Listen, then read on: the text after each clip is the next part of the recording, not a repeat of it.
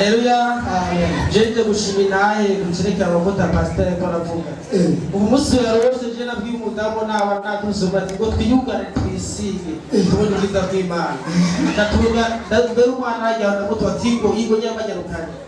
Ibyo disarane fundi umudamu guhera hirya y'epfo. Ariko aragurira umuryango mbe n'ibitungwa yazabishira. Izo nayo yaboboye atwaga gushasha. Nanjye ndakanako ivyo mvuze ni ukuri.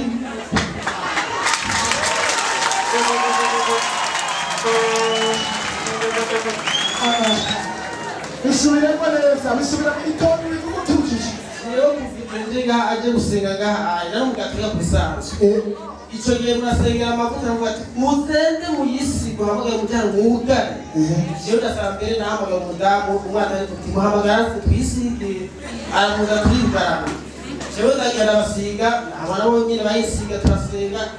Right, aye turakize abana turabati kugeza isaha tuhivayo ndagiye kwa telefone hirya y'epfo avuga ati wewe muntu wanjye ndakubwira ikintu jewe isaha nyine ndiko ndagura ibitungwa nabihaye abantu nabwo ndagiye ndashira muhira agura ibitungwa kwiwe n'inzu mbere ndiko nisubizamo amafaranga bise ibyo bishasha nanjye isaha rero ari telefone yaciye yakumva nakira akazi ariko mwatekereza ko ariko mwatekereza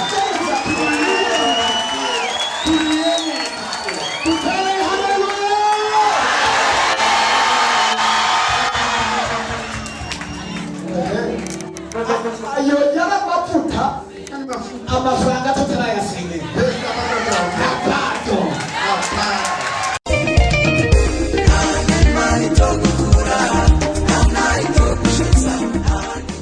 Yesu ashimwe. Ndashimiye Imana yandinze urupfu ku munsi wa mbere. Nafashwe n'indwara yo gusonga naragenda kwa muganga ariko Yesu yarahabaye. Nongeye gushimira Imana yo mu ijuru yankijije uruguru kwari kwizanye. Ndazaga ndabibwira mwongere acarandonera abasenzi baransenga. Ndashimiye Imana yankijije uruguru kwari kwisi. Ndashimiye umusenzi wese yansenge. Ndashimiye na mwarimu Olivier yasengeye cyane Imana imuhezagire mwongere mugisha.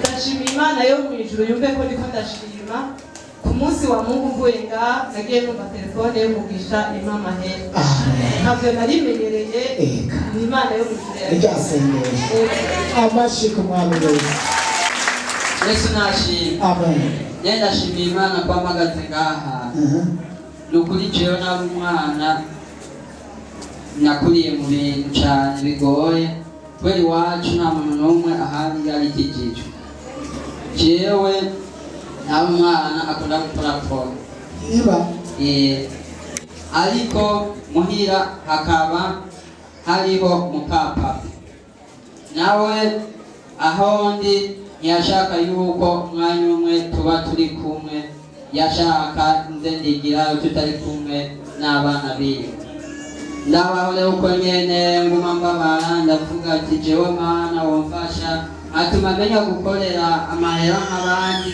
nkava imbere ya mukapapa nkagenda gutera imbere nk'abandi nkanezerwa nk'abandi Imana rero yarabinkoreye ndakura ndasenga Imana ati Mana womfasha nkajya ahantu bakijijwe nanjye nkakizwa nk'abandi nkaraba yuko ntopfa mw'aba bantu badakijijwe Vrema Imana yarabinkoreye ndashimiye yuko yampaye akazi ahantu bakijijwe ndagenda naye ndakizwa n'abandi muhira nta n'umwe ahari akijijwe nije nkijijwe muri bose mu muryango wose nije nkijijwemo jenyene ikindi naco ndayishimiye kandi yuko yampaye akazi ino mu gisagara ca Bujumbura mvuye mu ntara ya Muyinga komine Gashoka kabisa ndayishimiye kandi yuko Imana yameze agenda bankani telefone iyo telefone abantu barampenda ndayibaha barashaka kwanka kuyisubiza ncanagira kwitwara abatware barayisubiza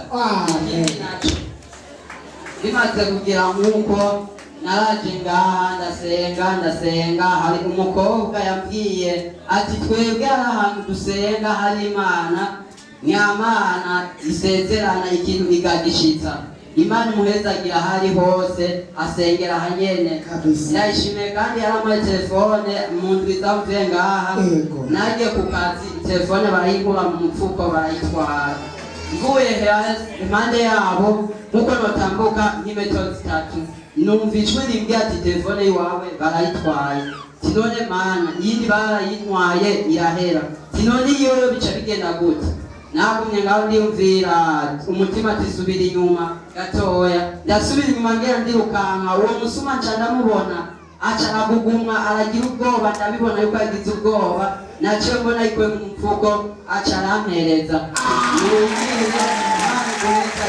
rero ngaha turadusengera ndaronka amafaranga muri iyi ndwi nagumye ndonka nye make nyene nashikaniye Imana yabibona Kabisa.